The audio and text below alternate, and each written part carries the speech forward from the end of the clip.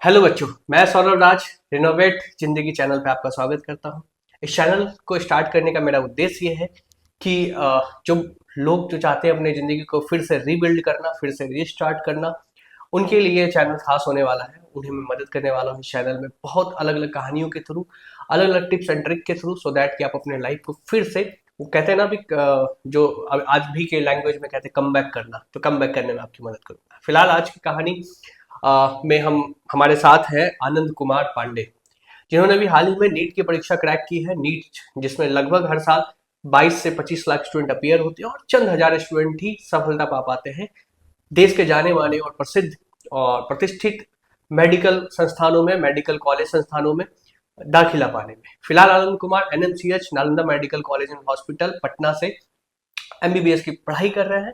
आज हम आनंद कुमार से जानेंगे उन्होंने अपनी तैयारी कैसे करी, किस तरीके से उनको लगा कि उन्हें डॉक्टर बनना चाहिए, प्रेरणा क्या रहा, और उनकी कहानी आपके लिए आज कैसे प्रेरणादायक साबित होती है। आइए जानते हैं हम आनंद कुमार से। Thank you. Thank you thank you Anand. भैया। थैंक यू, वेलकम आनंद आपको हमारे चैनल पे। अब ये ऐसे मेरा पहला पॉडकास्ट है और आप मेरे पहले गेस्ट हैं। मैं चाहता था कि आपकी कहानी को मैं बच्चों तक लेके आऊँ, क्योंकि आपकी कहानी प्रेरणादायक इसलिए भी है क्योंकि आप एक ऐसे बैकग्राउंड से बिलोंग करते हैं जिसमें हजारों बच्चे उस सेम बैकग्राउंड से, मैं भी रहा हूँ middle class, lower middle class family से, हम लोग हम सेम बैकग्राउंड से रहे हैं, और ऐसे हजारों बच्चे हैं जो आज नीट की परीक्षा की तैयारी करना चाहते हैं, डॉक्टर बनना चाहते हैं, बट कहीं असुविधा के अभाव में, कहीं ये भी माना जाता है कि जब हम बड़े कोचिंग संस्थानों में लाखों देंगे तभी हम बन पाएंगे शायद डॉक्टर, या किसी बड़े शहर कोटा और दिल्ली जैसा शहर में जाएंगे तभी हम डॉक्टर बन पाएंगे। लेकिन आपने इसे सिद्ध किया है कि ऐसा कुछ भी नहीं है, और आनंद जो है वो सेल्फ स्टडी से नीट की तैयारी को क्रैक करते हैं, और इनका कैसा स्कूलिंग रहा ये भी जानते हैं। तो बताइए आनंद, अपने बारे में कैसा रहा आपका बचपन, कैसा रहा, और कहाँ से आप हैं, और फैमिली बैकग्राउंड क्या है। मैं पूर्वी चंपारण जयसिंहपुर पूर्वी चंपारण बिहार का निवासी हूँ। मेरा फैमिली लोअर मिडिल क्लास है। मेरे फादर फार्मर हैं और मैं बचपन से ही मतलब सेकेंड क्लास से ही हॉस्टल में मैं चला गया था। मेरे एक चचा का हॉस्टल है मुजफ्फरपुर में, वहाँ पे मैं पढ़ा था बचपन में। ओके ओके आनंद, ओके। बेसिक एजुकेशन कहाँ से हुआ था आपका। मेरा फिफ्थ से लेकर के ट्वेल्थ तक एजुकेशन गुरुकुल कुरुक्षेत्र से हुआ था। वहाँ पे मतलब बढ़िया इन्वायरमेंट ये सब रहता है, इस कारण वहाँ पे मेरे पेरेंट्स मेरे को एडमिशन दिलवा दिए। एडमिशन दिलवा दी, उसके लिए आपने एंट्रेंस एग्जाम क्रैक किया था, जी भैया। और आपने जैसे आपने बताया कि आपने सैनिक स्कूल का भी सेम टाइम पे क्रैक किया जी। था। दैट्स वाई मैंने एक ना, एक लाइन है गांव में हमें बोला जाता है ना, वो कहावत की पूत के पाँव पालने में ही नजर आते हैं। इस कहावत को आनंद इसीलिए सिद्ध करते हैं कि जब वो 5वीं में थे तब आपने जो है वो गुरुकुल कुरुक्षेत्र का एंट्रेंस एग्जाम क्रैक किया था, सेम टाइम पे आपने सैनिक का किया था। तो सैनिक की तरफ नहीं जाने का क्या रीजन था। सैनिक में मेन डिफेंस के तरफ वहाँ पे ज़्यादा रहता है, पर गुरुकुल में पूरे हर तरफ के बारे जेनरिक रहते हैं। जेनरिक रहते हैं। वहाँ पे चारों तरफ का वो एजुकेशन मिलता है। वहाँ पे एनडीए भी है, आईआईटी भी है, मेडिकल के लिए भी है और बिजनेस कॉमर्स ये सब के लिए भी। हाँ, ग्रेट। जैसे आपने ये सोचा कि गुरुकुल में जाने से आपके पास एक ब्रॉड लेवल का ऑप्शंस होंगे इन फ्यूचर, जी। बट सैनिक में जाने के बाद आपके पास एक ही ऑप्शन होंगे, जी। राइट। ओके, सैनिक स्कूल का जैसे आपने दिया होगा तो आपके मन में ऐसा तो होगा कि देशभक्ति करनी है या देश सेवा करना है, राइट। देश उस से टाइम। देश सेवा केवल बॉर्डर पे नहीं, मतलब अंदर रह करके भी कर सकते हैं। Very great, very great. और एज ए डॉक्टर, जैसे हमने देखा अभी कोरोना में, तो हमने कहा कोरोना में हमने देखा तो डॉक्टर्स भी एक तरीके से हमारे लिए वही वैल्यू रहा जो बीएसएफ के जवान होते हैं, हमें सेफ करते हैं, हमें सिक्योर रखते हैं। तो डॉक्टर्स ने भी जो अपना योगदान दिया उसमें ये सिद्ध हुआ कि वो देश सेवा सिर्फ ना कि बॉर्डर पे हम कर सकते हैं। और बहुत अच्छा आनंद, बहुत अच्छा। ओके, तो आपने दूसरी क्लास में, जैसे आपने बताया कि जब आप सेकंड क्लास में थे तब आप हॉस्टल चले गए थे। जी। ओके, क्यों, पेरेंट घर पे बदमाशी ज्यादा करते थे। नहीं, ऐसा बात नहीं है। घर वाले चाहते थे कि हाँ बच्चा आगे कुछ करे। मेरा भी मन था, मैं मतलब सॉरी। मैं उस बात पे मतलब पढ़ना चाहता था मैं। तो गांव में हायर एजुकेशन ये सब मतलब सही नहीं रहता है, तो मेरे एक अंकल हैं, जैसे बताया मैंने, अंकल का हॉस्टल था तो वहीं पे माता पिता ने बात करके भेज दिया। अच्छा अच्छा, नहीं वो जैसे मैं बचपन में छोटा था ना तो मुझे इसलिए हॉस्टल हॉस्टल में रखा गया था क्योंकि मैं घर पे बदमाशी बहुत करता था। तो अमूमन हमारे गांव में यही था कि बच्चा अगर बदमाशी ना करे, गलत संगत में ना पड़े छोटे में, और पढ़ने में भी सही हो तो उन्हें हॉस्टल में भेज दो। दैट्स वाई भी बिहार में ना हम देखते हैं कि छोटे छोटे स्कूल से जो रेसिडेंशियल स्कूल चलते हैं, पढ़ाते भी और वो उस तरीके से भी चलता है। चलो अच्छा रहा ना। तो सेकंड क्लास में आपने एक सबसे बड़ा त्याग किया जिसे हम कहते हैं गृह त्याग, जो जी आपने घर त्यागा। जी और जैसे वो कहते हैं ना कि सेकंड क्लास में आपने त्यागा और फिर अभी आपने गुरुकुल में 12 तक किया, जी लगभग 10 साल का वो एक वनवास। जी दैट्स वाई कि मैं कहता भी हूँ कि राम राम भगवान राम तब बनते हैं जब वो वनवास जाते हैं, वरना वो एक राजकुमार ही रहते हैं। जी लेकिन भगवान का दर्जा उन्हें तब मिलता है जब वो वनवास जाते हैं और फिर वो रामायण की रचना होती है और बहुत सारी चीजें होती है। चलिए आगे और भी बात करेंगे। तो सेम टाइम पे आपने सैनिक स्कूल भी और गुरुकुल कुरुक्षेत्र भी कराया। अच्छा, खेल कूद में कभी ऐसा लोग अब ये भी सोचेंगे कि शायद सेकंड क्लास में हॉस्टल में चला गया तो बचपन से पढ़ाकू होगा और पढ़ने में बहुत होगा। नहीं, मेरा खेल में भी इंटरेस्ट रहा है। मेरा मेरा मेन गेम है फुटबॉल। फुटबॉल मैं बहुत बढ़िया खेल लेता हूँ और सही अपने मतलब क्लास के लिए या स्कूल के लिए भी रिप्रेजेंट कर रखा हूँ मैं। प्रेजेंट कर रखे हो आप। जी हाँ, तो मतलब स्पोर्ट्स में भी आप हैं और खेल में भी आप रहे हैं, तो ये भी एक प्रूफ होता है कि भाई सिर्फ पढ़ाकू नहीं थे। और मतलब ऐसा नहीं है कि 12 क्लास टू सेकंड क्लास में अगर हॉस्टल चले गए तो बचपन से पढ़ाकू ही रहे। जैसे एक मेंटेलिटी होता है ना कि बहुत सारे बच्चे तो अभी ये वीडियो स्किप कर देंगे, छोड़ दो हटाओ, क्यों? क्योंकि हम तो इस कैटेगरी में आते ही नहीं कि हम इतने पढ़ाकू हैं, है ना? हाँ चलिए बहुत अच्छा। अच्छा, उसके बाद आपने गुरुकुल में 5th क्लास में गए, पहली बार आप बिहार छोड़ के, क्योंकि बिहार के गांव में रहते हैं एक अलग माहौल है, जी एक अलग नोस्टैल्जिया। जी बट वहां से छोड़ के कुरुक्षेत्र, क्योंकि मैं पंजाब में पढ़ा हूँ तो मुझे पता है कुरुक्षेत्र एक अलग इन्वायरमेंट हो जाता है, भाषा अलग हो जाता है, जी कल्चर अलग हो जाता है। खैर गुरुकुल में आपके बहुत ही डाइवर्स लोग आए होंगे, अलग अलग जगह से लोग आए होंगे, जी। पर फिर भी 5th क्लास में एक बच्चा अगर घर छोड़ के जाता है और हॉस्टल में वहाँ कुरुक्षेत्र में रहता है, कैसा मतलब लगा था उस टाइम पे? उस टाइम पे थोड़ा फैमिली में सीकिंग आया था, थोड़ा दूर जाने का थोड़ा मोड़ा गम तो था, पर दिखाना नहीं था कि हाँ कमजोर बनना है। वहां पे अगर कमजोर बन जाते तो फिर घर पे वापस आ जाओ, कोई फायदा ही नहीं होता। तो फिर आगे कुछ करने के लिए तो थोड़ा। ये सब आपने 5th क्लास में सोच रखा था, जी या उस समय सिर्फ घर की याद आती थी और रोते थे? नहीं, नहीं रोया तो एक भी बार अच्छा, एक ये कह सकते हो मम्मी पापा ने पहले प्रैक्टिस करवाया आपको सेकंड क्लास में हॉस्टल भेज के, नहीं। 3 साल आपने प्रैक्टिस करी कि हाँ अकेले कैसे रहा जाता है, फिर 5th क्लास में आप फाइनल राउंड आप वहाँ गए, ठीक है ना? ऐसा ही। चलो, घर सोच की याद सकते आती हैं होगी। ऐसे। थोड़ा मोड़ा तो याद आता ही है। अच्छा, गुरुकुल का कैसा एनवायरनमेंट था? जैसे कि 5th क्लास का बच्चा है, मैं तो शायद 5th क्लास में अपना नाक भी सही से नहीं पूछ पाता हूँ, और अमूमन अभी गांव के बच्चे ऐसे ही होते हैं जो अभी घुटने छिलते रहते हैं तो। लेकिन आप 5th क्लास में वहाँ गए, कैसे अपने आप को मैनेज किया? वहाँ पे वहाँ पे सपोर्टिंग टीम रहता है, बहुत बढ़िया से सपोर्ट करते हैं। वहाँ पे रैगिंग वैगिंग कुछ नहीं है, सबसे बढ़िया इन्वायरमेंट है वहाँ पे। पढ़ाई सब कुछ बढ़िया है। अच्छा, अगर अभी मान लो अभी बिहार का कोई गांव का बच्चा है और वो गुरुकुल में जाना चाहे, वो कैसे जाएगा? वो एंट्रेंस एग्जाम होता है मार्च के समय में, वो वहाँ पर से उससे जा सकता है। कोई 8 में अगर जाना चाहेगा? वो अब फिफ्थ के लिए तो अब बंद कर दिया एंट्रेंस, सिक्स अच्छा, से लेकर के एट नाइन्थ तक जा सकते हैं।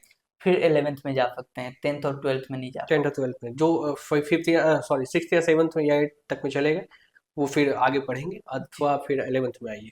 जी। Okay okay. और कैसा, हिंदी मीडियम या इंग्लिश मीडियम, कैसी पढ़ाई होती है? इंग्लिश मीडियम सीबीएसई बोर्ड है वहाँ पे। सीबीएसई बोर्ड है, इंग्लिश मीडियम होती है, ठीक है। तो आप गुरुकुल छोड़ के 12th में फिर वहां से और कुछ कहानियां बताइए आप गुरुकुल की, कैसा रहा? पढ़ने में कैसे थे? शिकायतें भी घर पे आती थी क्या? मतलब एक थोड़ा सा उसको और ब्रॉड करते हैं। मेरा मतलब गुरुकुल में फिफ्थ में गया तो पहले तो फिफ्थ से पहले मैं क्रिकेट ही, यहाँ पे बिहार में तो क्रिकेट ही फेमस है, छोटे बच्चे तो वही खेलता था। फिर गया फिफ्थ में वहाँ पे, फिर फुटबॉल देखा तो फुटबॉल खेलने के लिए मन किया कि हाँ, क्योंकि क्रिकेट में बॉलर और बैट्समैन ही मेन करते हैं, फील्डर का कोई काम नहीं है। पर मेरे को फुटबॉल फुटबॉल में में टीम वर्क होता है। टीम वर्क होता है, वो मेरे को ज़्यादा अच्छा लगा, तो फुटबॉल वहाँ से शुरू किया। फिर एट्थ में मैं हैंडबॉल होता है एक गेम, हम्म। दुनिया का मतलब वर्ल्ड सेकेंड फास्टेस्ट गेम है, तो उसमें गया स्टेट लेवल तक। फिर एक थ्रो बॉल होता है, उसमें भी स्टेट लेवल में खेल रखा हूँ। और बैंड टीम होता है जो आरडी परेड में एनसीसी को बैंड वो धुन पे करवाते हैं, उसमें भी मैं स्टेट में गया हूँ 2-3 बार। और भाई साहब। और नेशनल नेशनल एंथम में बैक पाइप पे बजा सकता हूँ, ड्रम पे बजा सकता हूँ। और फिर नाइन्थ में मैं थोड़ा, नाइन्थ का सिलेबस हार्ड हो जाता है तो थोड़ा ये और सबसे छोड़ करके फुटबॉल की तरफ मैं वो हो गया। वाह, मतलब अब ये तो एकदम बिल्कुल नहीं कह सकते कि बच्चा पढ़ाकू ही था सिर्फ, खेल में भी अव्वल रहा है, आप स्टेट में भी रहा है ना। जी। ओके, कैसे मैनेज करते थे ये दोनों, जैसे स्कूल में पढ़ाई भी मैनेज करना होता था। सिंपल है, स्कूल का पढ़ाई मतलब प्रेजेंट जहाँ पे हो वहीं का ध्यान रखो। अगर आप स्कूल में पढ़ने के लिए बैठे हो तो केवल पढ़ो, उसके अलावा कुछ नहीं सोचो। अगर खेलने के लिए गए हो वहां पे अगर पढ़ाई का सोचोगे, ना खेल ही पाओगे ना पढ़ ही पाओगे। वैसे ही पढ़ाई के समय है, अगर पढ़ाई पे ध्यान दोगे तो पढ़ाई कर पाओगे और खेलने का टाइम अलग मिल जाएगा। उस तरह वहां पे मैनेज मैंने किया। ग्रेट, मतलब ये कहना है कि जब हम प्रेजेंट मोमेंट में जहाँ हो पहले अपना 100% वहाँ दें। जी। एग्जैक्टली, और अभी के स्टूडेंट जिसको हम कहते हैं कि वेल फोकस्ड होकर के काम करना, तो अभी के स्टूडेंट का सबसे बड़ा इशू क्या है कि जब हम रील देख रहे हैं तो हमें लगता है कि यार पढ़ाई में ये छूट रहा है, पढ़ने बैठ रहे हैं तो कुछ और याद आ रहा है ना, और फोकस नहीं रह पाते हो। तो सबसे बड़ा जो एक कह सकते हैं हथियार आपके लिए रहा कि आप फोकस रहे, जिस समय जिस जहाँ पे रहे उसको फोकस रखो। तो एक आपके लिए भी एक लर्निंग हो सकती है, अगर स्टूडेंट या आप किसी भी फील्ड के हैं, आप अगर देख रहे हैं इस वीडियो को, आपके लिए भी एक बड़ी लर्निंग है कि फोकस रहना है, जिस जहाँ पे आप, जैसे आनंद ने बताया ना कि आप जिस मोमेंट में जहाँ पे जो काम कर रहे हो उस पे 100% अपना दो। राइट आनंद? जी। Okay okay okay. अच्छा, स्कूल में आज बचपन से मेरे को तो जहाँ तक अभी तक लग रहा है कि आपने सिर्फ पढ़ाई करी, हर चीज में अव्वल थे, कभी पिटाई लगी है घर वर पे या स्कूल में?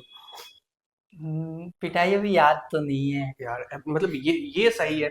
आपकी बर्थ क्या है, कौन से ईयर में? 2006।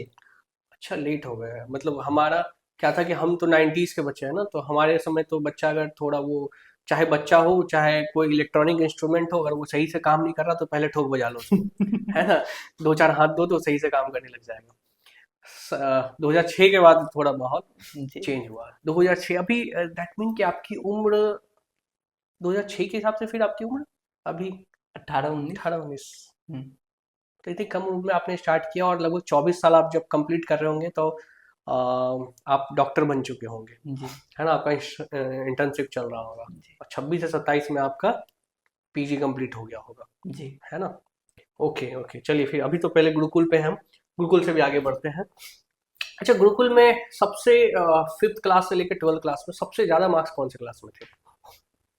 8 तक तो मैं मतलब एवरेज था, मेरा मार्क्स 88% के आसपास रहते थे। उसके बाद 10th में मेरे मार्क्स मैंने बढ़ाए अपने, क्योंकि 10th के मार्क्स इम्पोर्टेंट रहते हैं, तो उसमें 94% थे। उसके बाद फिर 12th में मेरे मार्क्स थोड़े घट गए, 87% थे पीसीबी में। उसके बाद बस और 11। ओके ओके फाइन, आपने कब सोचा था कि आपको डॉक्टर बनना है, कब ऐसा आया था ख्याल कि मुझे डॉक्टर, या किसी ने थोपा आपके ऊपर कि नहीं तुम डॉक्टर नहीं, बनो? 8th में मैंने सोचा था कि डॉक्टर बनना कैसे, है। क्या कुछ इंसिडेंट रहा, प्रेरणा स्रोत क्या रहा? प्रेरणा स्रोत याद नहीं है क्या रहा, मतलब ऐसा था कि आपको डॉक्टर बनना है ना? ओके ओके, नहीं खोल के बोल सकते हैं कि याद नहीं है कि प्रेरणा स्रोत क्या रहा, लेकिन आज आप प्रेरणा स्रोत बनेंगे। बहुत सारे बच्चे जो भी ये वीडियो देखेंगे और जो भी आपसे जुड़े होंगे वो प्रेरणा स्रोत आपके बनेंगे, क्योंकि अभी जब आप कुछ दिनों से मेरे साथ रह रहे हैं तो मैं देखता हूँ कि एक चीज आपके अंदर है, कंसिस्टेंट डिसिप्लिन, जो सबसे इंपॉर्टेंट होता है किसी भी चीज को लिए। सुबह 7 बजे आप कॉलेज जाते हैं, 7 बजे आप मुझे उठाते हैं, है ना, जी। आप 7 बजे जैसे मुझे उठाते हैं डेली, तो मैं डेली देखता हूँ कि एक टाइम पे आप उठ जाते हो और टाइम पे खुद से सेल्फ, तो एक हमें लगता है कि आज जब आप सेल्फ मैनेज हो, खुद से अपने आप को मैनेज कर रहे हो, तो ये कहीं ना कहीं गुरुकुल का हाथ रहा है जी। इसमें, कि आपने वहां पे सीखा है कि आप अपने आप को कैसे कैसे मैनेज मैनेज। कर सको। That's great great. ठीक है, अब धीरे धीरे आगे बढ़ते हैं। 10th में क्या रहा, 10th में परसेंटेज वगैरह क्या रहा, कैसा? 10th में मेरा मतलब कोविड था 9th में। उसके बाद 10th में मैं हमारा दो बोर्ड हुआ, एक एमसीक्यू वाला हुआ और एक रिटर्न हुआ। हम्म। तो एमसीक्यू में मेरे 96% थे मार्क्स। उसमें मतलब एसएस में मेरा सबसे वीक सबसे सब्जेक्ट है सोशल साइंस। वो सबसे वीक है शुरुआत में भी। मेरे मतलब जितने भी 88% नंबर जो बता रहा हूँ वो लाने के पीछे मतलब नंबर के परसेंटेज गिरने के पीछे का कारण है social science. Social science, social हाँ, साइंस आपका वीक रह गया। वीक रहा है वो। Okay okay. अच्छा, कभी ये 88% आपका 10th में रहा, फिर 12th में? 96% रहा 96% रहा 12th में, 10th में। और सॉरी 10th में, 12th में क्या रहा? 87% रहा उसमें। 87% रहा। कभी घमंड हुआ इन चीजों का? नहीं, ऐसे तो बहुत रहते हैं आसपास। इस बात पे घमंड करके कोई फायदा ही नहीं है। इस बात पे कोई गौर करके फायदा नहीं हो, नहीं होना चाहिए ना भाई, हम तो टॉपर, क्लास के टॉपर रहे होंगे आई गेस। टॉपर तो नहीं, मतलब मीडियम में था, एवरेज था। एवरेज थे, हाँ आपसे भी टॉपर थे? जी। ओके, वो लोग आज क्या कर रहे हैं, कांटेक्ट में है? सब एमबीबीएस ही हैं सब सब। भी, सबने नीट क्रैक किया? जी। मतलब ये होता है कि भैया, अगर वो कहते थे ना कि संगत से गुनात है, संगत से गुंजात है ना? ये भी एक कहावत आनंद प्रूव कर रहे हैं कि इनके जितने भी बैचमेट्स थे 10th 12th में, मोस्टली आज फ्यूचर डॉक्टर्स ही हैं और आज एमबीबीएस ही कर रहे हैं नीट क्रैक क्रैक हमारे करके। बैच में 14 बच्चे थे, 14 से 14 100% लोग नीट में हैं? अरे वाह यार, आपके बैच 12th में के बैच में? जी। मतलब सही है फिर तो, मतलब फिर तो एक एक यहाँ पे है कि एक बेसिक, मतलब आपको क्या लगता है नीट क्रैक करने में, नीट की कोई स्पेसिफिक प्रिपरेशन काम आई आपको, या जो आपने 5th क्लास से अपना फाउंडेशन बिल्ड किया? मेन तो नीट प्रिपरेशन में सिलेबस तो फिक्स है, एनसीईआरटी के बाहर कुछ नहीं आएगा। तो एनसीईआरटी पढ़ने के लिए पहले तो शेड्यूल अपना बनाओ। शेड्यूल बनाने के लिए फिफ्थ से मैंने पढ़ा है, बुक्स पढ़ने मेरे टीचर्स ने सिखाया बुक्स पढ़ने के लिए। बुक्स पढ़ना अगर सीख लिए तब तो ठीक है, और बुक्स ही पढ़ने का आदत नहीं है तो दिक्कत है, क्योंकि एनसीईआरटी के बाहर कुछ आएगा नहीं और एनसीईआरटी पढ़ ही नहीं पा रहे हो आप और तो। एनसीईआरटी बोर्डिंग भी लगता है बच्चों को, हम्म। है ना, क्योंकि कॉम्प्लेक्स बहुत है उसके लैंग्वेजेस। तो और क्योंकि अगर बचपन से हम पढ़ते हैं, क्योंकि अभी क्या होता है ना कि जब बच्चे नीट की तैयारी में आते हैं, 10th के बाद आए, 11th 12th प्लस नीट में आते हैं, फिर ड्रॉप लेते हैं, तो वो क्या करते हैं ना, अभी उसके बाद उनको टीचर बोलता है कि भैया आप 8 9 10 का जो है वो एनसीईआरटी उठा के पढ़ लो एक बार, यही बोलते हैं। अब 8 9 10 का, अब वो बच्चा अचानक कभी स्कूल में एनसीईआरटी पढ़ा नहीं, वो अचानक आया सीधा एनसीईआरटी खोल रहा है, उसको तो हवा ही नहीं लगता। हम्म। ये बहुत बड़ा इशू होता है, जिससे क्या उसका ना बेसिक फाउंडेशन बहुत डिस्टर्ब होता है। और अमूमन मैं भी जब बच्चों से रहता हूँ, मैं 8 9 10 के बच्चे या बेसिक जो बच्चे होते हैं, छोटे बच्चे होते हैं 8 9 के, तो मैं उन्हें सबसे पहले जो गाइड करता हूँ ना कि भैया एनसीईआरटी पढ़ लो। एनसीईआरटी तुम समझ गए तो चाहे आप किसी फील्ड में, मैं आईएएस का भी अगर आप तैयारी करने जाओ, यूपीएससी की भी तैयारी करने जाओ, तो कहते हैं कि 6 से 12 तक एनसीईआरटी पढ़ो। हम्म। और होता दिक्कत क्या है कि 12th पास आउट करके बच्चा आता है सीधा यूपीएससी की तैयारी करने, अब फिर बैक टू द स्कूल जाना, 6 क्लास से पढ़ना उनके लिए कॉम्प्लेक्स हो रहा है। और क्रैक कौन से लोग कर पा रहे हैं? आपके जैसे लोग जिनकी स्कूलिंग बहुत अच्छी रही, हम्म। है ना। और कुछ ही चंद होते हैं जो क्रैक कर लेते हैं 12th तक पढ़ाई, जैसे 12th फेल में एक आए थे भी, एक मूवी आई थी 12th फेल, जो आईपीएस, सॉरी मैं नाम भूल रहा हूँ, बट एक बहुत, मैं मतलब एक प्रेरणा स्रोत भी है, मैं मूवी देखा हूँ बार। मनोज कुमार। मनोज कुमार शर्मा, जो वह मुरैना गांव एमपी से रहे हैं, वो भी ग्रामीण, जैसे आप ग्रामीण क्षेत्र से, वो भी ग्रामीण क्षेत्र से रहे, बट उनका स्कूलिंग साफ रहा 12th के बाद। तो कुछ ही लोग हैं, बट बाकी जितने भी लोग हैं ना, क्यों कह रहे हैं हम कि आईटीएन ज्यादा निकाल रहे हैं? बिकॉज आईटीएन की स्कूलिंग बहुत अच्छी रही है, हम्म। और नहीं तो उनका बेसिक फाउंडेशन जो रहा है ना, वो बहुत स्ट्रांग रहा है। तो किसी भी एग्जाम के लिए ना सबसे बड़ा इंपॉर्टेंट चीज है कि आपका बेसिक फाउंडेशन बहुत स्ट्रांग होना चाहिए। Great, okay. तो आनंद ये बताइए कि आपने 12th क्रैक किया, उसके बाद आपने 1 साल का ड्रॉप लिया, जी। ठीक है, तो 11th से आपने किस तरीके से स्ट्रेटजी बनाया सो दैट कि आप पहला अटेम्प्ट कब दिया था, पहले ये बताइए आप। 2024 में मैंने ट्वेल्थ पहला। ट्वेल्थ पास होकर जी। के, तो क्या वहाँ पे दिक्कतें क्या रही, क्या दिक्कत रही कि मैं 11th में थोड़ा वीक रह गया उसमें, तो वो मैं मेरा थोड़ा दिक्कत रहा। उसके बाद उस समय मैनेज नहीं कर पाया था सही से। मैनेज तो कर लिया था पर सही से नहीं कर पाया था उसमें, मतलब सब्जेक्ट वाइज ज़्यादा मैनेज नहीं कर पाया। मैं बायो को कम ध्यान दिया और फिजिक्स को ज़्यादा ध्यान दिया, केमिस्ट्री को मॉडरेट दिया, तो इस कारण 11th मेरा थोड़ा वीक रह गया। तो वो इम्पैक्ट दिखा नीट में मेरा। तो उसको मैंने एक ईयर के ड्रॉप में मैंने सुधारा। उसके बाद वो सुधारा ऐसा कि जेई मेंस 2025 अप्रैल अटेम्प्ट में फिजिक्स में 100 परसेंटाइल आया। वेरी और ग्रेट, और फिर नीट में मेरे क्रैक 9827 रैंक आए दैट्स उसके। Great, that's great. आपने जेई मेंस में 100%, और आपने बताया था केमिस्ट्री में 97% रहा है, परसेंटाइल आया है। परसेंटाइल रहा है। मैथ्स की वजह से जेई नहीं, तो जेई का भी एग्जाम दिया है भाई ने, ठीक है। जेई मेंस में इनका नंबर अच्छा रहा, मैथ्स क्योंकि इनका कोर सब्जेक्ट था ही नहीं, तो मैथ में मार्क्स नहीं आया, तो इस वजह से जेई में भी रैंक नहीं आया। Okay okay okay. अच्छा ये बताओ आप, जब 11th में गए और 8 में ही आपने सोचा नीट देंगे, बट अमूमन जो एक मेजोरिटी ऑफ स्टूडेंट जो है ना, वो 11th में सोचते हैं कि हम किसी कोचिंग को ज्वाइन कर लें, तो पहले तो ये एक चीज यहाँ डाउट आएगा बच्चों को, वो क्लियर कर दिए कि क्या आप जब गुरुकुल में थे तो वहां पे स्पेशली नीट के लिए तैयारी करवाई जाती थी क्या? नहीं, नॉर्मल मतलब पढ़ाते थे टीचर। जो बोर्ड की परीक्षा है, जी, बोर्ड बोर्ड की की। परीक्षा है। जी, बोर्ड में भी तो सब एनसीईआरटी ही प्रेफर करते हैं। एक दो बच्चे और भी बोलते हैं कि बोर्ड के एग्जाम के समय पे नीट का तैयारी रुक जाता है मेरा। तो बोर्ड में तो सब एनसीईआरटी ही आ रहा है, तो उसमें पढ़ना एनसीईआरटी ही है, तो उसमें टाइम वेस्ट कहाँ हो पा रहा है, यही मेरे को समझ में नहीं आता है कभी। ओके। मॉक टेस्ट वगैरह लगाना कब से स्टार्ट किया था, मतलब ट्वेल्थ में जब आप पहला जो नीट दिया था आपने 2024 में, उस समय मॉक टेस्ट वगैरह लगाया था आपने? उस समय मॉक टेस्ट नहीं लगा पाया था उस समय। मेन एक इसको भी मैं कंसिडर कर सकता हूँ एक पॉइंट ऑफ नेगेटिविटी का। पॉइंट वहाँ पे वो मैं थोड़ा पिछले साल के लिए वो था, क्योंकि मॉक टेस्ट नहीं लगा पाया था मैं। मॉक टेस्ट नहीं लगा पाए। अच्छा 11th में जब आप गए तो आपको ये डर नहीं लगा कि यार मैं अगर कोई कोचिंग ज्वाइन नहीं करता हूँ, इतने लोग ज्वाइन करते हैं, तो को कैसे कॉन्फिडेंस कैसे आएगा कि बिना कोचिंग के मैं क्रैक कर लूंगा? एक दो दोस्त से मैंने मतलब पहले सीनियर्स हैं उनसे पूछा था, तो वो गुरुकुल के सीनियर? गुरुकुल के सीनियर जो बाहर जा चुके थे, तो उनसे मतलब कांटेक्ट में था, तो हम्म। बात उत किया, तो वो बताएं कि पढ़ना तो खुद ही है। हम्म। तुम कितने भी कर लो, टीचर्स केवल पढ़ा समझा सकता है, उसके बाद आकर के सेल्फ स्टडी ही करना है। तो हमारे भी टीचर्स समझा सकते हैं। जो गुरुकुल में ऑलरेडी है, स्कूल हम्म, के टीचर जो आपके हैं। समझा सकते हैं, तो समझ करके पढ़ना खुद ही है। अब खुद मेहनत, अब टीचर कितना भी आ जाए, टीचर ऑल इंडिया रैंक 1 भी आकर के आपको पढ़ा रहा है, और आप खुद से नहीं पढ़ रहे हैं, सेम डे का सिलेबस सेम डे फिर से रिवाइज नहीं कर रहे हैं, या फिर टेस्ट जो दे रहे हैं वो रिवाइज नहीं कर रहे एनालाइज हैं, नहीं कर रहे हैं। एनालाइज नहीं कर रहे हैं, तो कोई फायदा ही नहीं है। तो वो पता किया, उसके बाद करना खुद ही है, तो खुद ही लग गए।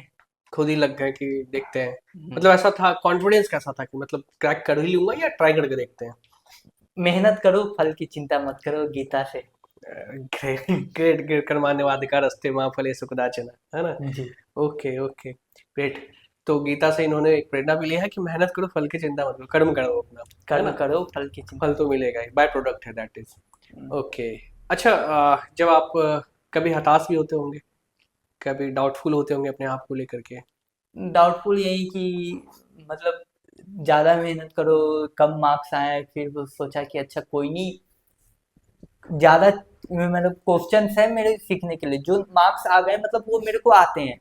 अगर मतलब मान लो 550 मार्क्स आए 720 में से, तो मेरे पास मार्क्स है वन 170 मार्क्स मेरे कटे हुए हैं।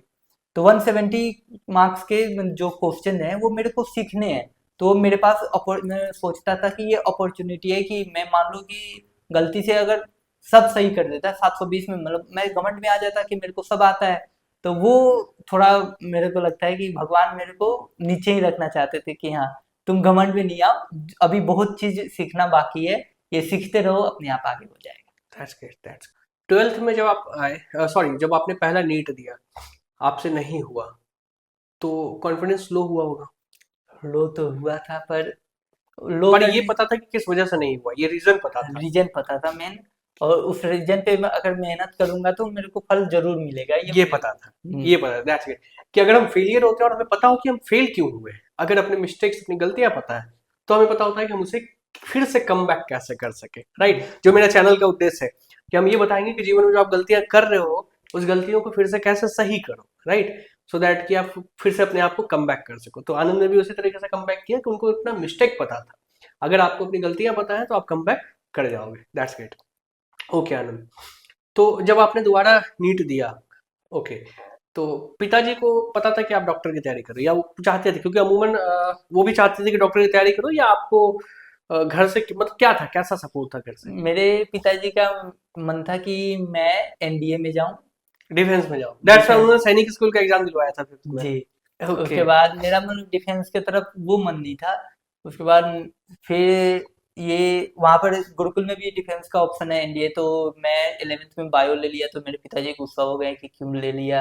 मैंने कहा कि आप पढ़ने दीजिए ना, मेरे को पढ़ना हाँ, है। बिहार में एक चीज चलता है, बायो लड़की हो क्या? है ना? नहीं, हाँ, तो वो मैं फिर बोला कि पढ़ना मेरे को है, मैं संभाल लूंगा, आप चिंता क्यों कर रहे हैं। फिर नीट नहीं हुआ, तो फिर बोले कि अच्छा कोई नहीं, मैथ ले लो 1 साल, और मैथ लेकर के जेई दे दो, उसके बाद टीएसी, वो टेक्निकल एंट्री स्कीम है एनडीए में, उससे भी तुम एंट्री ले सकते हो। फिर मैं बोला कि अच्छा कोई नहीं, 1 साल और मेरे को दो, मैं उसमें निकाल लूंगा, आप चिंता नहीं करना। तो उसके बाद पिताजी उसके बाद ज़्यादा प्रेशर नहीं दिए, वो भी जानते हैं कि हाँ करना तो इसे ही है, हम्म। कितना भी प्रेशर दे ले करना इसे ही है। तो वो बोले अच्छा कोई नहीं तुम जाओ, पैसा का चिंता नहीं करना, मैं मतलब कर दूंगा, पढ़ाई करो बस निश्चिंत होकर के। Okay okay. अच्छा, पापा मम्मी दोनों एजुकेटेड है? नहीं, फादर का मतलब फार्मर है और mother house house maker. Wife है। हम्म। एजुकेशन में एक हायर एजुकेशन कह सकते हैं आप पहले से। मैं अपनी फैमिली का पहला ग्रेजुएट रहा हूँ। मैं अपनी फैमिली का पहला ग्रेजुएट रहा हूँ। एंड बाकी और भी फिर धीरे धीरे बच्चे पढ़े हैं। वो क्या ना, जब ये बताइए कि जैसे आपका जब रिजल्ट आया, जब आपका रिजल्ट आया तो क्या था, पहले रिजल्ट देखा किसने? पहला रिजल्ट तो मैंने ही देखा, मेरा एक दोस्त मेरे को कॉल किया कि भाई रिजल्ट आ गया देख। तो मैंने देखा, उसके बाद कांपते हुए हाथों से या कॉन्फिडेंस से? नहीं मतलब कॉन्फिडेंस तो था, पर देखा मैंने कि क्योंकि अब की बार का पेपर टफ था, तो मैं बोला कि अच्छा कोई नहीं, मतलब मार्क्स तो मैं मिलाया था, जितना मिलाया उतना ही करता। तो एक दो टीचर से बात किया तो वो बोले कि हो जाएगा, इसमें चिंता नहीं लो। तो फिर मैं कॉल वो किया, फिर हम्म। मैंने रिजल्ट देखा। तो कहते हैं, मैं आकर के फिर माँ को गले लगाया, और मैं अच्छा, घर खुद पे थे आप उस टाइम पे? उस समय हाँ, घर पे ग्रेट था। मोमेंट यार। मेरे फादर घर पे नहीं थे, मैं घर पे था, माँ को गले लगाया, फिर मैं पूरा कांप रहा था। फिर माँ बोली कि क्या हुआ, तो फिर मैं बताया कि हाँ सिलेक्शन हो गया। तो माँ भी खुश हो गई, उसके बाद सब फैमिली मेंबर को बताया अरे ग्रेट यार, ग्रेट ग्रेट। मतलब एक मोमेंट होता है, ड्रीम मोमेंट होता है किसी भी बच्चे का जो मेहनत करता है। उस बच्चे का एक ये मोमेंट होता है कि ना अपने पेरेंट को सबसे पहले मैं रिजल्ट बताऊं, जब मेरा पेरेंट हो हमारे सामने, और फिर उन्हें मैं रिजल्ट बताऊं। ये एक ड्रीम होता है। और अभी मतलब कुछ लोग तो इसे रिकॉर्ड भी करते हैं आजकल, एक बहुत मोटिवेशनल वीडियो बनाते हैं, मैं देखता हूँ रिजल्ट रिएक्शन वाला वीडियो। तो उसमें कि, और आपने उसको लाइव वो किया, फील किया। ओके, फिर पापा आए, फिर पापा को आपने बताया रिजल्ट। ओके, कि पापा डॉक्टर तो अब बन गए। है। ओके। गांव में कैसा सपोर्ट रहा, कैसा माहौल रहा आपको लेकर के? गांव में सही था, सब सपोर्ट कर रहे हैं, क्योंकि फर्स्ट जनरेशन डॉक्टर है। मैं आगे हर किसी को मोटिवेट ही करूंगा, हेल्प ही करूंगा, ऐसा नहीं कि हाँ गलत रास्ते पे ले जाऊंगा या फिर कोई भी है तो नहीं नहीं उसके भाई, आप खुद जब रहे हो तो आपकी कहानी ही उन्हें प्रेरणा देगी। ये तो कहने की बात सही है कि आपकी कहानी उन्हें प्रेरणा देगी। ऐसा नहीं कि आप नहीं भी मदद करोगे तो आपकी कहानी बहुत लोगों को मदद करेगी। अगर ये कहानी आज बिहार का कोई गांव में बैठा बच्चा देख रहा होगा तो उन्हें भी पता होगा कि भाई हम कर सकते हैं। तो मैं ना एक चीज यहाँ पे क्लेरिफाई करूंगा कि आपने एक आनंद की कहानी ये सुनी कि वो गुरुकुल से उन्होंने पढ़ाई किया, बचपन से वो पढ़ने में मेधावी रहे हैं, खेल में भी मेधावी रहे हैं। ठीक है। तो कतई ये ना सोचें आप कि अगर मान लो कि कोई बच्चा है जो अब 10th तक सही से उसकी स्कूलिंग नहीं रही, किसी भी माहौल रहा, कोई गाइडेंस सही नहीं रहा तो उनकी स्कूलिंग नहीं रही। ठीक है। बट वो फिर भी स्टिल देना चाहते हैं, तो अब ऐसा ये भी नहीं बनाना है कि भाई आपकी स्कूलिंग अब खत्म हो गई, 10th तक आपने पढ़ा नहीं तो अब नीट आपसे नहीं होने वाला। क्या ये मैं सही बोल रहा हूँ, गलत बोल, कैसे आप इसका खंडन करेंगे बताइए? नहीं, 10th तक स्कूलिंग सही नहीं रही, इसका मतलब मार्क्स आने का मतलब ये नहीं कि आप पढ़ने में 100% है, ब्रिलियंट है। मेन है कि आपको जैसे नीट देना है तो उसमें फिजिक्स में मैथ होना चाहिए, मैथ का कैलकुलेशन बढ़िया आना चाहिए आपको। बढ़िया इन द सेंस कि short long calculation short term में अपने ट्रिक्स के अनुसार आप हम्म। कैसे कर पाते हैं वो देखना है। केमिस्ट्री में भी, फिजिकल केमिस्ट्री में कुछ कैलकुलेटिव होता है, तो फॉर्मूला तो आप फिजिक्स में फॉर्मूला होगा, पीएम इज कहते हैं F equal to M A, ये फॉर्मूला आप लगा ली, उसके बाद कैलकुलेशन तो आगे आपको मैथ के हाँ, अनुसार ही मैथ के करना है। अनुसार करना होगा। तो वो मैथ्स मेन आना चाहिए। ये कह सकते हैं कि 10th तक अगर आपने ठीक ठाक पढ़ाई करी है, हम्म। मैथ्स वगैरह सही है, तो आप हम्म। हिंदी मीडियम का अगर बच्चा है तो क्या करेंगे? कैसे, वो क्या पॉसिबल है उसके लिए? हाँ पॉसिबल है, हिंदी में भी नीट होता है। क्योंकि हम देखते हैं ना कि जो हिंदी मीडियम बिहार बोर्ड से, typical Bihar board Hindi medium से, लोकल कोचिंग से उन्होंने 10वीं तक की पढ़ाई करी है, लोकल स्कूल से पढ़ाई करी है, मैथ्स उनका सही, क्योंकि बिहार बिहार है बिहार भाई। बोर्ड का मैथ्स। मैथ्स सही है उनका, मैथ सही है, बाकी विषयों में भी समझ ठीक ठाक है, बट उन्हें पता ही नहीं कि करना है कैसे।